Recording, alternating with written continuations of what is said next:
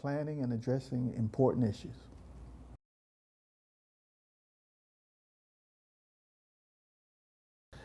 This course is going to help you determine what you need to do if you are faced with a crisis in your life. I always like to describe it as the desserts of life. The word desserts spelled backwards is stressed. So I will show you how to pay for it,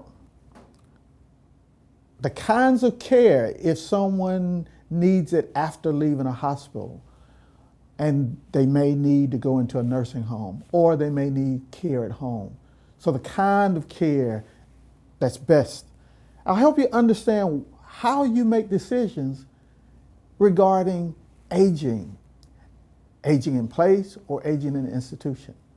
I'll also help you understand the kinds of communication that needs to occur between a mother, father, a significant other, children, or other people that will be responsible for helping you.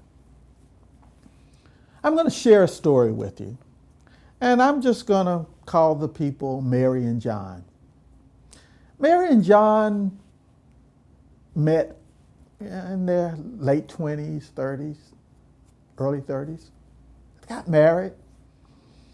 They started working. They started saving some money. And then they had some children. They raised their children from kindergarten. They went to, of course, at that time it was called junior high school. And they even saw their children they got married. They started having grandchildren. And so over the course of time, they had saved a lot of money and they had built a good life.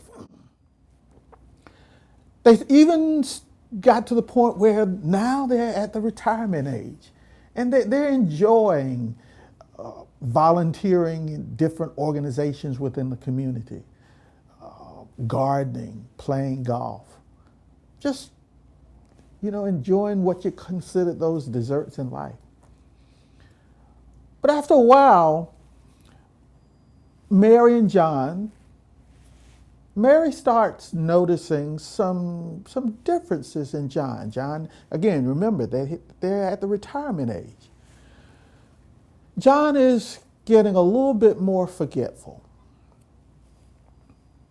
But one thing, as a couple, they were able to camouflage just what's going on in the home. And you will often see that, a spouse or significant other covering up. Mary's getting a little bit more uncomfortable because John is beginning to have mood swings. And what's happening is the beginning stages of dementia. And this story is to help you think about people that you know, people in your family, what's going on, and of course, what kind of decisions are going to have to be made at a given point in time?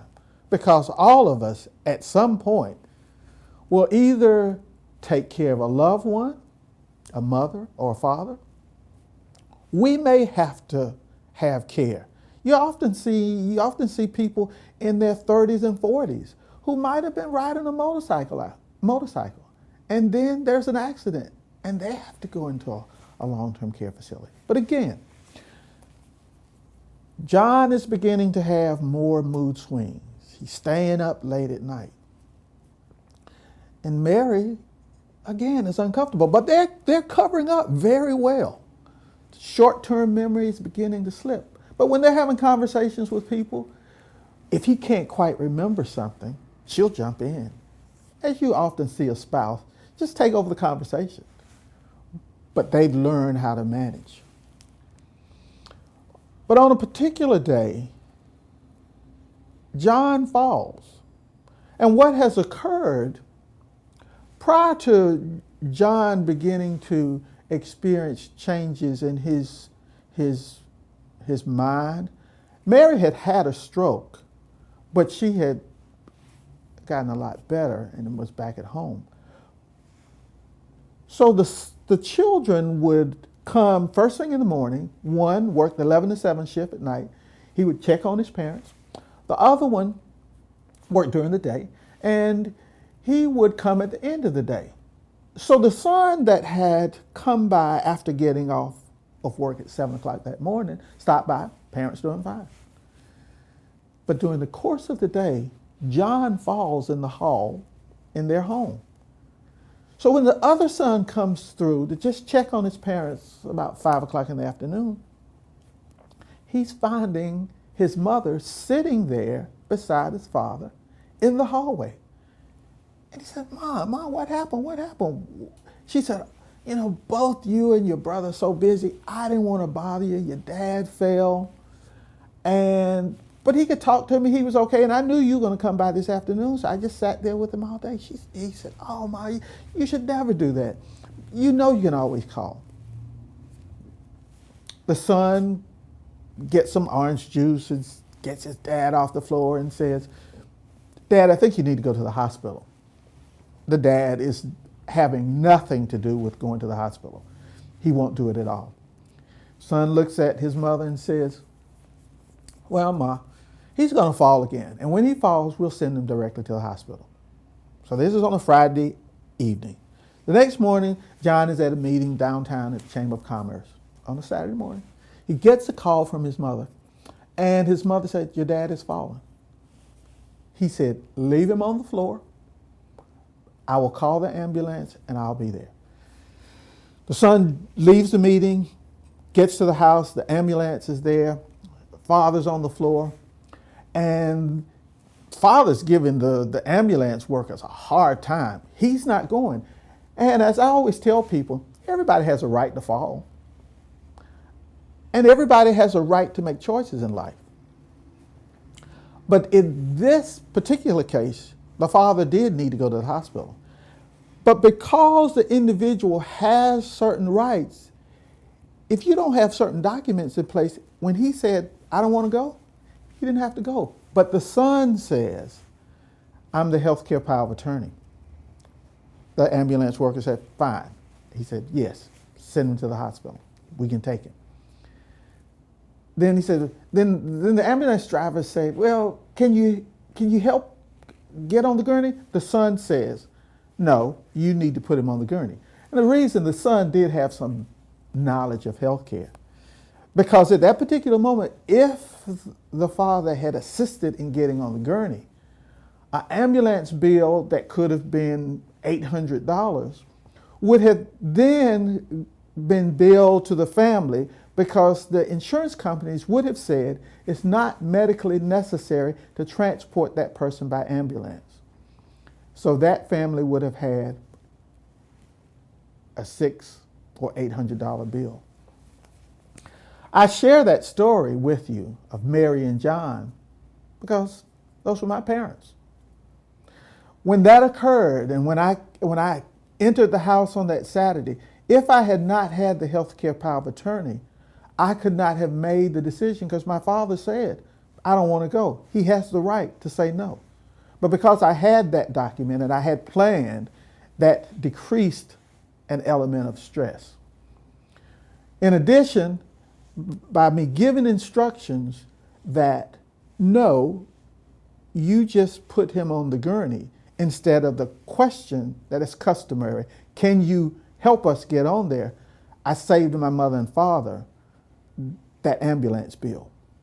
Went to the hospital, and then within a short period of time, he's progressing. And if you don't know the buzzwords, you don't know that when the discharge plan is coming in saying, oh, they're progressing very well, I don't see anything more that we can do. Well, what they're doing is still stretching out the billing process of which the hospital can get reimbursement. But when they start saying that, within a matter of 3 days, they're going to discharge. And that's when I've seen so many people just stressed. The hospital says, oh, in 3 days, we're going to discharge your loved one. And then they got to scurry out into the community and figure out where they're going to take him. Because then they're asking, well, I can't take care of my dad or mother at home. I don't know what to do. I don't know how much it costs. So listening to those buzzwords, I had already determined and had conversations with facilities of where I was going to take my father, who needed some long-term care or nursing care. But if you don't know these things, if you don't have these things in place, right now, at a minimum, it will cost about $75,000 a year if you're in a nursing home. Most people think Medicare is going to pay, but no, Medicare doesn't. Because Mary and John had saved some money, they had a house, the cost of care, first of all, with Medicaid, that's an assistance program. They wouldn't qualify. Medicare, most people think they got Medicare. You go to the hospital, then if you go to a nursing home, it's going to take care of it. No. In a nursing home, it will only pay for the first 20 days. From day 1 to day 20, it will pay for 100%. From day 21 to day 100, and Medicare will only pay a maximum of 100 days in a nursing facility. So from day 21 to day 100, it only pays 20%. So if you got a $20,000 bill and you've got a 20% payment that comes out of your pocket, that's about $4,000. So I'm sharing this with you so that you can start thinking, and what I will continue to share with you is answering the questions. What do I do if I'm faced with having to care for someone who needs additional assistance out of the hospital? Who's going to care for them? What kind of care? What kind of documents do I have in place? Again, I talk about those desserts of life. It's never easy if someone has to go into a nursing home. It's never easy if you got to care for someone within a home. But if you've planned well and you've had communication with your loved ones, the children, significant others, so you have documents in place, you've done some things, the stresses can turn into what might be considered desserts. It's not a wonderful experience, but it's less than being stressed. That's what I've done all my career. At any given time, people call me within the community and they ask me a question, and I will share, just based on my experiences, what I feel might help them, or if I feel they need to talk with someone else, be it an attorney, a financial advisor, I will at least steer them in the direction of the person that can give them the best decision and the person that has the qualification. That's the story I want to share with you as we continue.